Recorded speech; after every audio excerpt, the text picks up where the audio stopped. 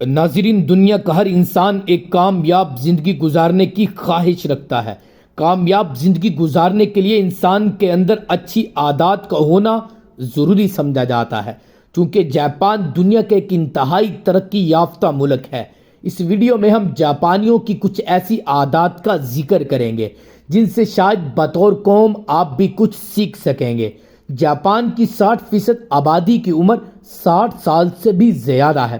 یہ لوگ کھانا کم کھاتے ہیں، واک کو زیادہ کرتے ہیں، سادگی اختیار کرتے ہیں، اپنے کپڑے خود دھوتے ہیں، اپنے سارے کام خود کرتے ہیں۔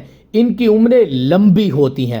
جاپانی کام کرنے کے عادی ہوتے ہیں، لہٰذا مرنے تک کام کرتے ہیں۔ جس کمپنی میں ملازم ہو جائیں اس میں ریٹائرمنٹ تک رہتے ہیں۔ دفتر سے آنے کے بعد گھاس کاٹنا شروع کر دیتے ہیں، لیکن فارغ تک نہیں بیٹھتے۔ ناظرین، جاپانی لوگ جھوٹ نہیں بولتے۔ جاپان میں ریٹس پورے ملک میں یکساں ہیں۔ آپ ایئرپورٹ سے کوئی چیز خریدیں یا گلی محلے کی دکان سے، ریٹ اور کوالٹی ایک ہوگی۔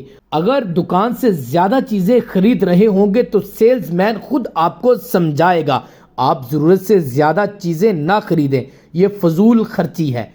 زیبرا کراسنگ کے علاوہ سڑک کراس نہیں کرتے، قطار کسی جگہ نہیں ٹوٹتی۔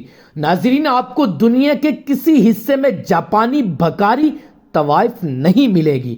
جاپانی شخص کسی جاپانی شخص کو بھیک نہیں دیتا، کیونکہ یہ لوگ اسے جاپان کی توہین سمجھتے ہیں۔ ان کا خیال ہے کہ جو جاپانی مشکل وقت کے لیے رقم بچا کر نہ رکھے اسے زندہ رہنے کا کوئی حق حاصل نہیں۔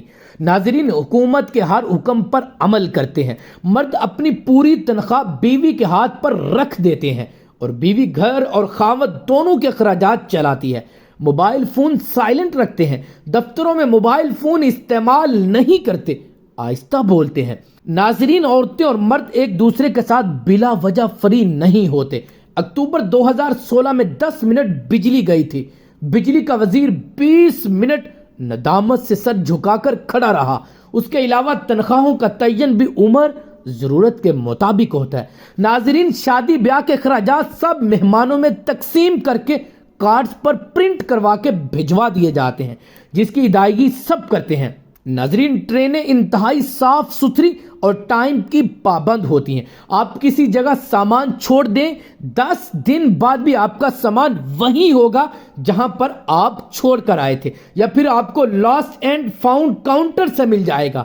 جاپانی لوگ فراڈ بالکل نہیں کرتے، اگر کریں گے تو دوسرے دن خود ہی آ کر اعتراف جرم کر لیں گے۔